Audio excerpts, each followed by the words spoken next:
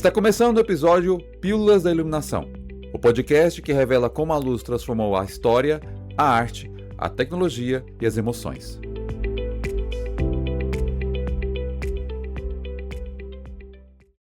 Muito antes de existir o primeiro refletor, o primeiro teatro ou a primeira lâmpada, uma pequena chama reuniu pessoas ao redor de uma história. Talvez ali tenha nascido a iluminação cênica. Existe algo curioso sobre a luz. Nós só percebemos sua importância quando ela desaparece. Basta uma queda de energia, o computador se apaga, o celular começa a economizar bateria, os sons da rua mudam, o elevador para. As pessoas procuram lanternas. Por alguns instantes, experimentamos uma sensação que acompanhou a maior parte da história da humanidade: a escuridão. Hoje, acendemos uma lâmpada sem pensar. Escolhemos a temperatura de cor de um ambiente pelo celular. Controlamos centenas de refletores a partir de uma mesa digital. Programamos espetáculos inteiros utilizando protocolos de rede. Mas durante quase toda a existência da nossa espécie, nenhuma dessas possibilidades existia. Durante centenas de milhares de anos, quando o Sol desaparecia também quase toda a capacidade humana de transformar o ambiente ao seu redor. A noite pertencia à natureza, não ao homem.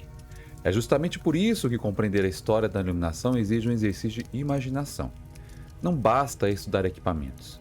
Precisamos voltar a um tempo em que a luz ainda não era uma tecnologia, era uma conquista. Imagine que você nasceu há cerca de 200 mil anos.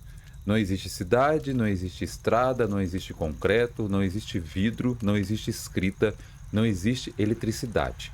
O sol começa a desaparecer atrás do horizonte. Pouco a pouco, as cores deixam a paisagem. Os verdes tornam-se cinzentos, os contornos das montanhas desaparecem. Os sons parecem mais próximos. O vento parece mais frio. Você olha ao redor, não porque ouviu alguma coisa, mas porque deixou de enxergar. Para nós, acostumados à iluminação artificial, é difícil compreender o impacto psicológico da escuridão. A maioria das pessoas que vivem em centros urbanos jamais experimentou uma noite completamente escura. A iluminação pública, os edifícios e a chamada poluição luminosa alteram profundamente nossa percepção do ambiente e até do céu estrelado. Para nossos ancestrais, entretanto, a escuridão era absoluta. Ela definia quando caminhar, quando descansar, quando caçar, quando permanecer em silêncio. A sobrevivência dependia diretamente da quantidade de luz disponível. Hoje sabemos que nosso sistema visual se adapta continuamente à intensidade luminosa. Na retina existem dois grupos principais de células fotorreceptoras: os cones, responsáveis pela percepção de cores e detalhes sob boa iluminação, e os bastonetes, muito mais sensíveis à baixa luminosidade, essenciais para a visão noturna. Quando entramos em um ambiente escuro, os bastonetes tornam-se progressivamente mais ativos. Esse processo, conhecido como adaptação ao escuro, pode levar vários minutos até atingir sua máxima eficiência. Nossos ancestrais não conheciam esses termos, mas conviviam com esse fenômeno todas as noites. A biologia preparava seus olhos. A natureza decidia o restante. Em um dia claro, ao meio-dia, a iluminância pode ultrapassar 100 mil lux. Ao entardecer, ela cai rapidamente para valores inferiores a 10 lux. Sob a luz de uma lua cheia, normalmente encontramos cerca de 0,1 a 0,3 lux. Em uma noite sem lua, iluminada apenas pelas estrelas, a iluminância pode ser inferior a 0,001 lux. Esses números revelam algo interessante. O sistema visual humano é capaz de operar em uma faixa de luminosidade que varia de milhões de vezes entre seus extremos. A iluminação artificial moderna precisou aprender a dialogar com essa extraordinária capacidade da visão humana. É difícil afirmar quando o ser humano dominou o fogo. Essa é uma das perguntas mais fascinantes da arqueologia. Sítios arqueológicos em diferentes regiões do planeta apresentam evidências de uso controlado do fogo em épocas distintas, indicando que essa descoberta provavelmente ocorreu de forma gradual, e não em um único lugar ou por um único grupo. Essa cautela é importante. A ciência raramente trabalha com histórias simples. Ela trabalha com evidências. O antropólogo Richard Wargan, em sua obra Catching Fire: How Cooking Made Us Human, defende que o domínio do fogo e o cozimento dos alimentos tiveram um papel decisivo na evolução do gênero Homo. Embora alguns aspectos dessa hipótese ainda sejam debatidos, ela reforça uma ideia amplamente aceita: controlar o fogo alterou profundamente a vida humana. Mas existe uma consequência do fogo que raramente percebe destaque. Ele prolongou o dia, Pela primeira vez, a humanidade conquistava tempo. Tempo para conversar, tempo para fabricar ferramentas, tempo para ensinar, tempo para lembrar, tempo para contar histórias. Imagine uma pequena fogueira no centro de um grupo. A chama se move continuamente. Ilumina um rosto, depois outro, projetam sombras gigantescas sobre a parede de uma caverna. Uma pessoa começa a narrar uma caçada. Outra imita os movimentos de um animal. Uma criança acompanha tudo em silêncio. Sem perceber, aquela pequena comunidade havia criado algo extraordinário. Um espaço onde algumas pessoas observavam enquanto a outra conduzia a atenção do grupo. Não existia palco, não existia plateia, não existia iluminação cênica, mas existia narrativa. E já existia luz guiando essa narrativa. Talvez o primeiro espetáculo da humanidade não tenha acontecido em um teatro, talvez tenha acontecido ao redor de uma fogueira. E talvez o primeiro light designer tenha sido alguém que simplesmente percebeu que bastava aproximar-se da chama para que todos olhassem para ele. Porque, antes mesmo de compreendermos a física da luz, já compreendíamos intuitivamente o seu poder de conduzir o olhar.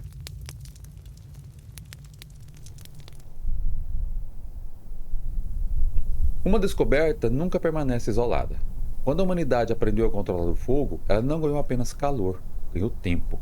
E o tempo permitiu algo ainda mais valioso: observação. As pessoas passaram a perceber padrões: as estações do ano, o movimento do Sol, o nascer das estrelas, as fases da Lua. Pouco a pouco compreenderam que a luz não era apenas um fenômeno da natureza, ela obedecia a ritmos. E quem entendesse esses ritmos teria uma enorme vantagem sobre os demais. A agricultura dependia da luz. As viagens dependiam da luz. A construção das cidades dependia da luz. Sem perceber, a humanidade começava a transformar a iluminação em conhecimento. Durante milhares de anos, praticamente toda a arquitetura nasceu da observação da trajetória solar. Hoje utilizamos softwares capazes de prever com precisão de segundos a posição do Sol em qualquer ponto do planeta. Mas nossos ancestrais possuem outro instrumento: paciência. Uma geração observava, a seguinte confirmava, a terceira aperfeiçoava. Assim nasceu um conhecimento acumulado durante séculos. A iluminação natural foi a primeira professora da arquitetura.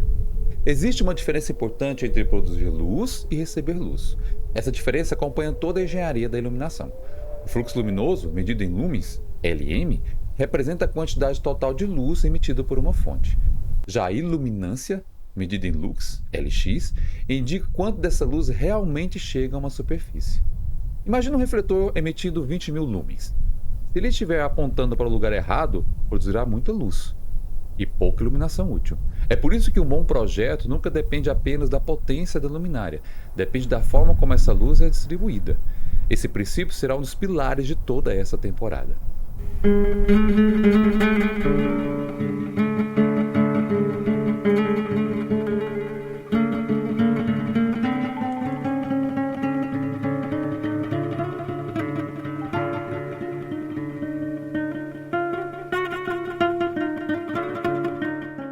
Quando pensamos no Egito Antigo, normalmente lembramos das pirâmides. Mas existe uma obra muito mais impressionante do ponto de vista da iluminação: os templos. Ao caminhar pelos grandes templos egípcios, o visitante não atravessava apenas corredores, percorria uma narrativa construída pela luz. Os ambientes externos eram intensamente iluminados pelo sol. À medida que avançava para o interior, a luminosidade diminuía. As colunas tornavam-se maiores, as sombras mais profundas, o silêncio parecia aumentar. Até que apenas pequenos feixes de luz penetravam os espaços internos. Essa experiência não acontecia por acaso. Era arquitetura, era astronomia, era religião, mas acima de tudo, era percepção. A luz guiava emoções antes mesmo de existir uma palavra para explicar esse fenômeno. Um exemplo extraordinário encontra-se no grande templo de Abu Simbel, construído durante o reinado de Ramsés II, no século XIII a.C. Em determinados dias do ano, os primeiros raios do sol alcançavam o santuário interno, iluminando seletivamente esculturas ligadas ao culto real. Pesquisadores ainda discutem os significados exatos dessas datas e possíveis alterações decorrentes da reconstrução do templo no século XX. Independente dessas interpretações, uma conclusão permanece sólida. Os antigos consultores dominavam a relação entre arquitetura, trajetória solar e experiência visual com uma precisão admirável. Muito antes dos cálculos computadorizados, muito antes do CAD, muito antes da fotometria. Existe uma frase frequentemente atribuída ao arquiteto Louis Kahn: o sol nunca soube quão grandioso era até tocar a parede de um edifício. Independentemente da tradução adotada, essa ideia resume algo essencial. A arquitetura não cria a luz, ela cria as condições para que a luz revele o espaço. Todo light designer continua fazendo exatamente isso. Não conheceremos o Egito apenas pelas pedras, conheceremos também pelos textos. Diversos registros preservados em templos e monumentos mostram que a luz solar era associada à ordem cósmica e ao ciclo da vida. Entre eles, destacam-se os hinos do deus Ra, compostos em diferentes períodos da história egípcia. Neles encontramos uma ideia recorrente: quando o sol nasce, o mundo desperta. Quando desaparece, a ordem precisa ser restaurada novamente. Hoje interpretamos isso como uma religião, mas também podemos enxergar com outra dimensão. A luz era entendida como a organizadora da realidade. Séculos depois, continuamos utilizando a iluminação exatamente para organizarmos espaço, destacar elementos e orientar pessoas. Mudar as ferramentas não mudou a intenção. Agora viajamos para a Grécia. Nenhum povo tenha compreendido tão profundamente a relação entre espaço, visão e espetáculo. Os teatros gregos não possuíam refletores, não possuíam dimmers, não possuíam mesas de iluminação. Possuíam apenas o sol. E isso obrigava arquitetos e dramaturgos a trabalharem em perfeita sintonia com a natureza. As apresentações aconteciam principalmente durante o dia. O palco precisava permanecer visível. A plateia precisava distinguir expressões e movimentos. Cada decisão arquitetônica influenciava diretamente a qualidade da iluminação. Hoje chamamos isso de projeto luminotécnico. Naquele tempo, chamava simplesmente construir bem. A palavra teatro deriva do termo grego theatron. Seu significado literal é surpreendentemente simples: lugar para ver. Não lugar para ouvir, nem lugar para falar. Lugar para ver. Essa pequena informação linguística revela um princípio extraordinário. De sua origem, o teatro compreendia que a experiência visual era inseparável da experiência dramática. E não existe experiência visual sem luz. Você provavelmente já ouviu alguém dizer: a iluminação serve para mostrar o ator. Os gregos talvez respondessem diferente. Para eles, o importante não era apenas mostrar, era permitir que toda a comunidade compartilhasse a mesma história. A luz não servia apenas para o ator, servia ao público. Essa diferença continua definindo o bom light design. Projetamos para quem observa, não apenas para quem está em cena. Nos dias atuais, normas técnicas para diferentes ambientes costumam recomendar valores específicos de iluminância conforme a atividade realizada. Já um espetáculo teatral não possui um único valor ideal. Uma cena intimista pode trabalhar com poucos looks. Um musical televisionado pode exigir níveis muito superiores para atender simultaneamente ao público presente e às câmeras. Esse é um dos aspectos mais fascinantes da iluminação cênica. Ela não busca apenas eficiência, busca significado. O melhor projeto nem sempre é o mais iluminado, é aquele que comunica exatamente a emoção desejada. Até aqui, a humanidade havia aprendido 4 grandes lições. Primeiro, que a luz permitia sobreviver. Depois, que ela prolongava o tempo. Em seguida, que podia organizar cidades e templos. E, finalmente, que também era capaz de reunir pessoas em torno de uma história. Mas ainda faltava responder uma pergunta. Afinal, o que é luz? Durante séculos, filósofos tentaram responder. Depois vieram artistas, mais tarde cientistas. Foi dessa busca que nasceu uma das mais extraordinárias aventuras intelectuais da humanidade. É para esse momento que viajaremos agora para a parte 3. Existe um momento na história em que a humanidade deixa de apenas observar o mundo, ela começa a fazer perguntas. Pode parecer uma mudança pequena, mas talvez seja uma das maiores revelações intelectuais de todos os tempos. Durante milhares de anos, nossos ancestrais aprenderam a conviver com a luz. Depois, aprenderam a utilizá-la. Mais tarde, descobriram que ela organizava cidades, orientava templos, marcava o tempo e reunia pessoas em torno de histórias. Agora surgiu uma inquietação completamente diferente. O que, afinal, é a luz? Hoje essa pergunta pertence à física, mas nem sempre foi assim. Ela nasceu na filosofia. Muito antes dos laboratórios, dos telescópios e das universidades, homens e mulheres tentavam compreender o mundo utilizando apenas observação, lógica e imaginação. Na Grécia Antiga, por volta do século V a.C., filósofos como Empedócles propuseram que nossos olhos emitiam uma espécie de fogo invisível que alcançava os objetos. Séculos depois, Platão, em seu diálogo Timeu, desenvolveu uma ideia semelhante. A visão ocorreria pelo encontro entre um fogo visual, emitido pelos olhos, e a luz presente no ambiente. Hoje sabemos que essa explicação está incorreta, mas seria injusto julgá-la com o conhecimento do século XXI. Naquele contexto, ele representava uma tentativa genuína de compreender um fenômeno extraordinário. A ciência ainda não existia como a conhecemos. O método científico ainda levaria muitos séculos para amadurecer. Mesmo assim, aquelas perguntas mudariam a história. Porque toda descoberta começa exatamente assim, com alguém perguntando. Existe uma frase frequentemente atribuída a Aristóteles, que resume bem o espírito daquela época. Todos os homens, por natureza, desejam conhecer. Logo nas primeiras linhas de metafísica, Aristóteles afirma que o desejo de conhecer nasce dos sentidos.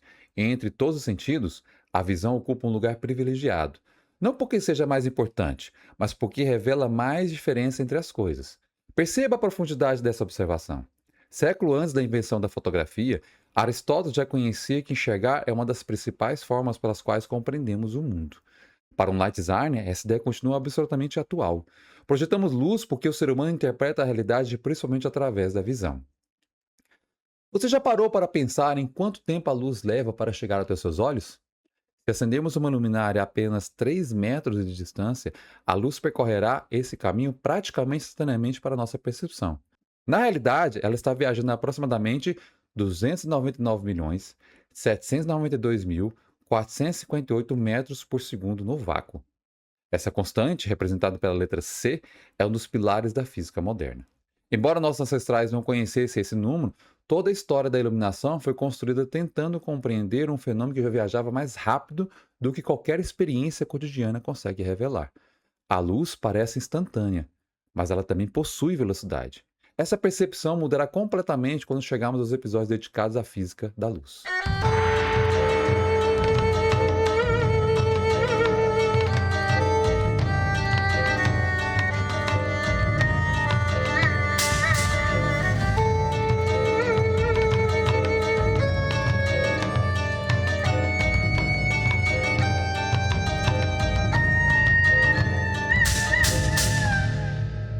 Enquanto grande parte da Europa atravessava um período de profundas transformações políticas, outro centro intelectual florescia: Bagdá, Damasco, Cairo, Córdoba.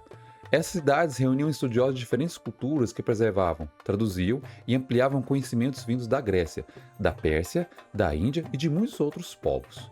Foi nesse ambiente que viveu um homem cujo nome deveria ser conhecido por qualquer profissional da iluminação. E me desculpe se estiver pronunciando errado. Abu Ali al-Hasan ibn al-Haytham. No Ocidente, ficou conhecido como Al-Hazen. Nascido por volta do ano 965 em Basra, na atual região do Iraque, Al-Hazen foi matemático, astrônomo, físico e filósofo. Mas talvez sua maior contribuição tenha sido outra. Ele decidiu desconfiar das explicações prontas. Enquanto muitos estudiosos aceitavam ideias tradicionais sobre a visão, Al-Hazen preferiu observar, experimentar, testar, errar, repetir. Esse comportamento parece comum hoje. Naquela época, era revolucionário. Entre aproximadamente 1011 e 1021, escreveu sua obra mais importante, Kitab al-Manazir. Em português, Livro de Óptica. Não era apenas um tratado sobre luz, era um manifesto em favor da investigação baseada em evidências. Logo no início da obra, Al-Hazen descreve que quem busca a verdade deve desconfiar até mesmo das próprias conclusões. Em vez de aceitar uma ideia porque ela era antiga e respeitada, defendia que cada afirmação fosse confrontada com observações e experimentos. Esse princípio permanece vivo em toda a nossa boa ciência. Durante seus estudos, Al-Hazen demonstrou algo que hoje parece evidente. Não enxergamos porque nossos olhos emitem algo. Enxergamos porque há luz refletida pelos objetos entre nossos olhos. Essa conclusão alterou completamente o rumo da óptica. A partir dela, tornou-se possível compreender lentes, espelhos, refração, reflexão, perspectiva, câmeras escuras. E muitos séculos depois, sistemas ópticos presentes em projetores, refletores elipsoidais e moving lights. É difícil exagerar a importância dessa descoberta. Sem ela, provavelmente a iluminação moderna seria muito diferente. No livro de óptica, Al-Hazen descreve um princípio que atravessa toda a ciência moderna. Em ciência, ele afirma que o pesquisador deve observar cuidadosamente os fenômenos, realizar experimentos e submeter suas conclusões às críticas. Essa postura influenciou estudiosos como Roger Bacon, Johannes Kepler e muitos outros que continuariam investigando a natureza da luz nos séculos seguintes. Quando estudamos light design, raramente pensamos que parte dos princípios óticos utilizados hoje começou a ser construída há mais de 1000 anos. Mas essa é exatamente a beleza da história. Cada geração recebe perguntas da anterior e entrega novas respostas para a seguinte. Imagine por um instante um teatro moderno. Um refletor elipsoidal projeta um feixe preciso sobre o centro do palco. A lente concentra a luz. O obturador recorta o feixe. A óptica controla cada detalhe. Agora volte 1000 anos no tempo. Sem um armazém, compreender como a luz atravessa materiais transparentes e se comporta ao interagir com diferentes superfícies. Quantos séculos teríamos levados para construir esse mesmo refletor? A tecnologia muda, os princípios permanecem, é exatamente isso que torna a história da iluminação tão fascinante.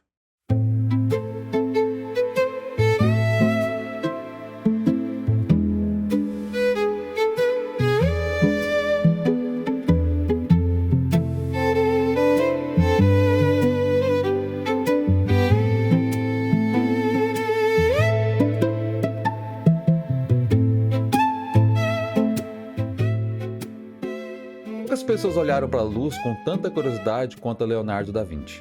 Quando ouvimos seu nome, pensamos imediatamente na Mona Lisa ou em A Última Ceia, mas Leonardo dificilmente aceitaria ser lembrado apenas como um pintor. Ele observava o mundo como um pesquisador. Seus cadernos, hoje conhecidos como Códice Atlântico, e reunidos também em manuscritos como o Tratado da Pintura, mostram um homem fascinado pelas perguntas.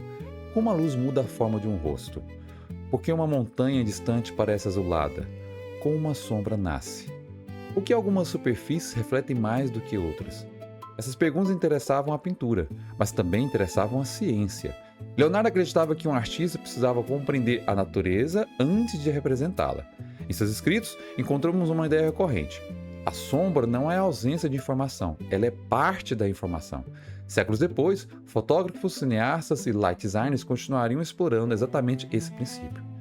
Existe uma passagem no Tratado da Pintura em que Leonardo recomenda ao artista observar atentamente como a luz incide sobre os corpos e como as sombras revelam seus volumes. Ele não escreve isso como um poeta, escreve como observador da natureza. Cada desenho era experimento. Cada pintura era também uma investigação. Hoje utilizamos softwares capazes de simular a incidência luminosa sobre objetos tridimensionais. Leonardo fazia isso apenas observando, olhando, comparando, desenhando. Imagine um busto de mármore. Se a luz vier exatamente de frente, quase não percebemos seu relevo. Mas basta deslocar a fonte luminosa alguns graus para o lado, subitamente surgem volumes. Rugas, texturas, profundidade, o objeto continua exatamente igual. O que mudou foi a luz. Essa é uma das primeiras lições de qualquer light designer. A iluminação não modifica o objeto, ela modifica a forma como a percebemos. Existe uma palavra que acompanhará você durante toda essa coleção: contraste. Em termos simples, contraste é a diferença entre regiões claras e escuras de uma cena. Nosso sistema visual depende dessas diferenças para reconhecer formas, profundidade e movimento. Sem contraste, tudo tende a parecer plano. Excesso de contraste, por outro lado, pode ocultar detalhes importantes. O trabalho do light designer consiste justamente em encontrar o equilíbrio entre revelar e esconder. Essa ideia já estava presente nas observações de Leonardo muito antes da existência da iluminação elétrica.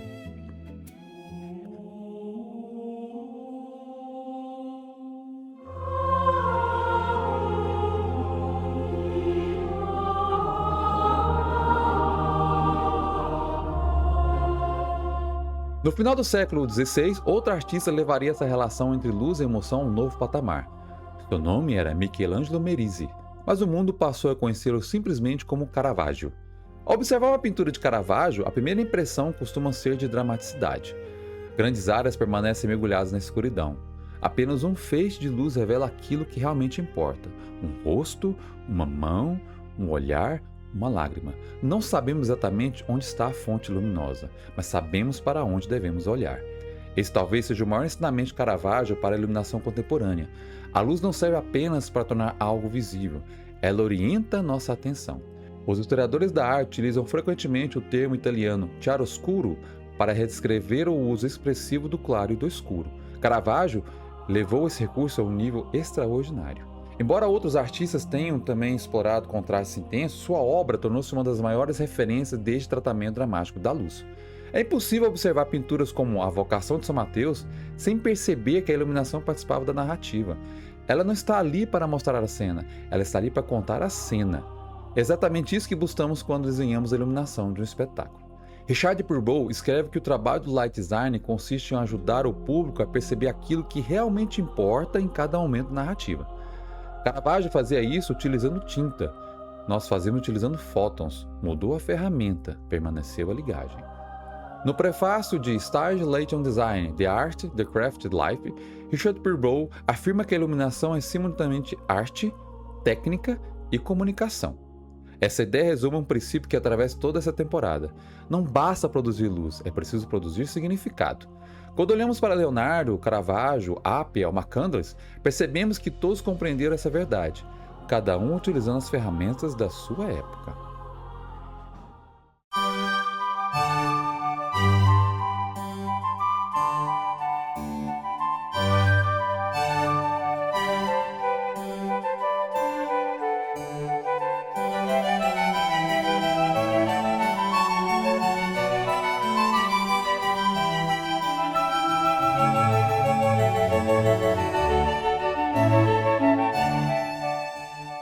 No século XVII, outro homem faria uma descoberta decisiva: Isaac Newton. Durante o período em que esteve afastado da Universidade de Cambridge por causa da peste, Newton realizou experimentos que mais tarde seriam reunidos em sua obra Optics, publicada em 1704. Ao contrário do que muitas vezes imaginamos, Optics não é apenas um livro sobre prismas, é um convite para investigar a natureza da luz por meio da observação cuidadosa. Logo nas primeiras páginas, Newton propõe que hipóteses sejam confrontadas por experimentos. É um passo importante na consolidação do método científico. Imagine novamente aquele quarto escurecido. Um pequeno orifício permite a entrada da luz do sol. No caminho do feixe, um prisma de vidro. Quando a luz atravessa o prisma, surge diante dos olhos uma faixa contínua de cores. Hoje chamamos essa faixa de espectro visível. Newton percebeu que o prisma não criava essas cores, apenas separava componentes que já estavam presentes na luz branca. Essa conclusão alterou profundamente nossa compreensão da óptica. Mais tarde, permitiria compreender filtros de cor, lentes, instrumentos científicos, fotografia, cinema e, naturalmente, a iluminação. Você certamente já ouviu falar em temperatura de cor. Ela é expressa em Kelvin. O nome homenageia o físico britânico William Thomson, conhecido como Lord Kelvin, que desenvolveu a escala absoluta de temperatura no século XIX. Mas existe um detalhe importante. Quando dizemos que uma luminária possui 3000 K, não estamos afirmando que seu LED está fisicamente a 3000 graus. Estamos comparando sua aparência cromática com a luz emitida por um corpo negro aquecido naquela temperatura. É por isso que utilizamos o termo temperatura de cor correlata, CCT. Essa distinção será aprofundada quando estudarmos cor e espectro em episódios futuros. Talvez você já esteja percebendo um padrão. O homem que dominou o fogo não conhecia Newton, Newton nunca ouviu falar de LEDs, Leonardo jamais imaginou moving lights, Caravaggio nunca viu um refletor elipsoidal. Mesmo assim, todos eles fazem parte da mesma história, porque a evolução da iluminação não aconteceu por substituição, aconteceu por acumulação. Cada geração recebeu uma pergunta, tentou respondê-la, e deixou novas perguntas para a geração seguinte. É exatamente isso que chamamos de conhecimento. No próximo capítulo da nossa jornada, veremos como essas descobertas científicas encontraram uma nova aliada, a eletricidade. Ela mudaria cidades, mudaria os teatros, mudaria a vida cotidiana, mas acima de tudo, mudaria para sempre a maneira como o ser humano produz luz. E, pela primeira vez na história, a noite deixaria de determinar quando nossas histórias precisavam terminar.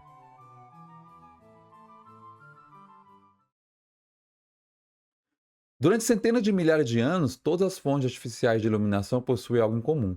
Dependiam do fogo, madeira, resina, gordura animal, óleo, cera, gás. Mudavam os combustíveis, a chama permanecia. Era ela quem iluminava casas, templos, ruas e teatros. Mas toda chama possuía limitações. Produzia fumaça, consumia oxigênio, gerava calor, oscilava com o vento, alterava constantemente sua intensidade.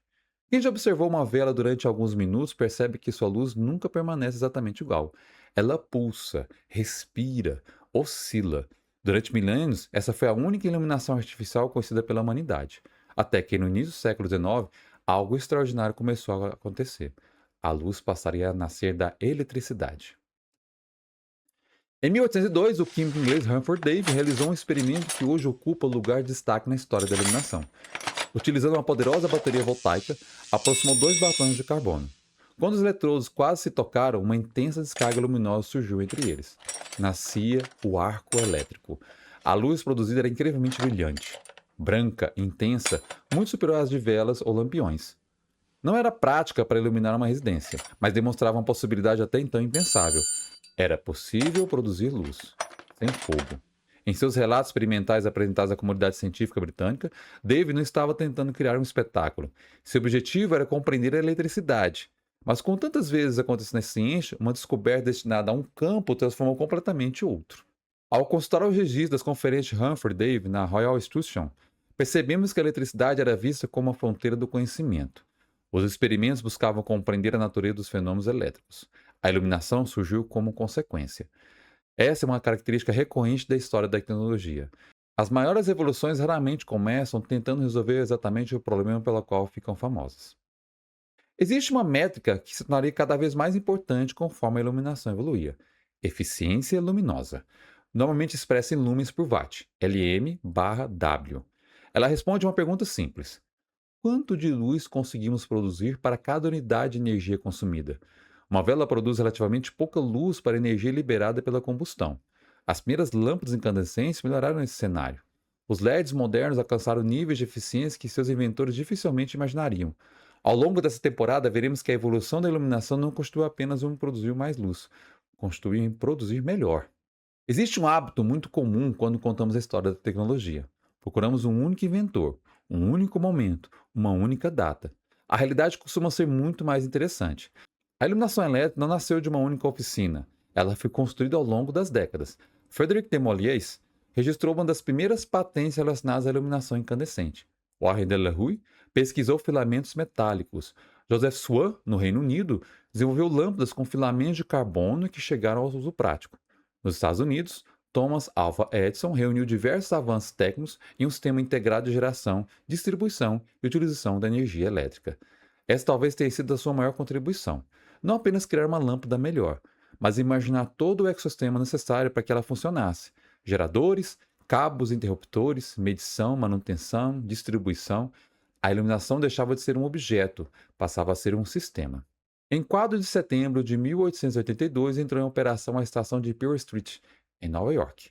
Mais do que acender lâmpadas, ela demonstrou que uma cidade poderia ser alimentada por uma rede elétrica organizada. A partir desse momento, a noite urbana começaria a mudar de forma irreversível.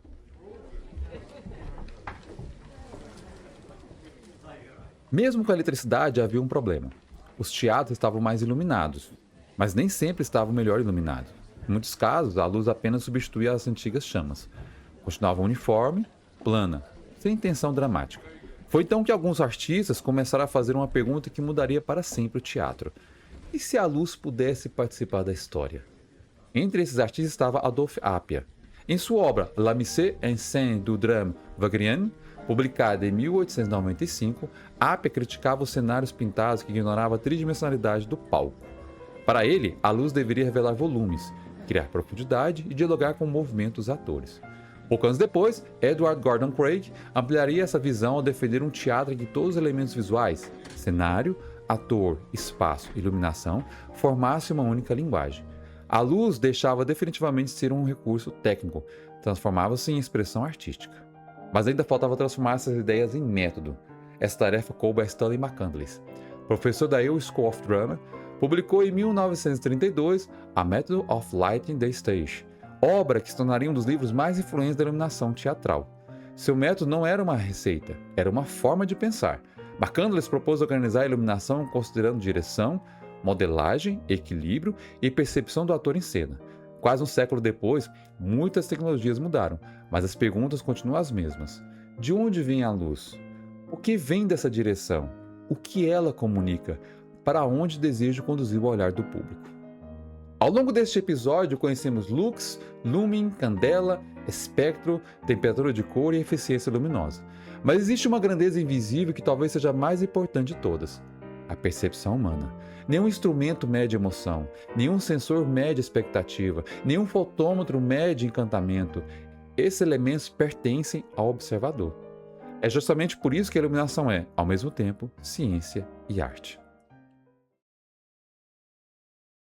Talvez você já tenha iniciado esse episódio acreditando que a história da iluminação começou com uma lâmpada. Agora sabe que ela começou muito antes.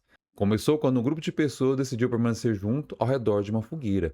Ali nasceram as primeiras sombras conscientes, as primeiras narrativas compartilhadas, o primeiro espaço onde alguém iluminado era observado por todos.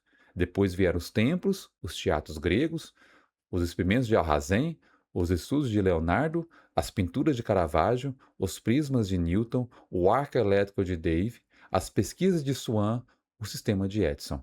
As ideias revolucionárias de Appia, o método de McCandless, cada geração recebeu a luz da anterior e acrescentou algo novo antes de passá-la adiante. Hoje, quando o Light Design acende um único refletor, talvez não perceba que está dando continuidade a uma história iniciada há centenas de milhares de anos. Uma história construída por cientistas, artistas, arquitetos, filósofos, engenheiros, contadores de história. Por pessoas comuns que, certa noite, descobriram que uma pequena chama era capaz de transformar a escuridão em encontro. Antes do próximo episódio, faça uma experiência. Ao anoitecer, observe uma única fonte de luz. Pode ser uma vela, uma luminária ou apenas a luz que entra pela janela. Pergunte a si mesmo: ela está apenas iluminando o ambiente ou também está contando uma história? Porque essa será a pergunta que acompanhará toda essa temporada. No primeiro episódio, descobrimos como a humanidade encontrou a luz. No próximo, responderemos outra pergunta igualmente importante: como aprendemos a dominá-la? Da chama às primeiras lâmpadas, dos lampiões a gás aos refletores elétricos, conheceremos a revolução tecnológica que transformou a noite, redefiniu o teatro e caminho para o nascimento do Light Design moderno. Eu sou Rodrigo Horst e te encontro no próximo episódio.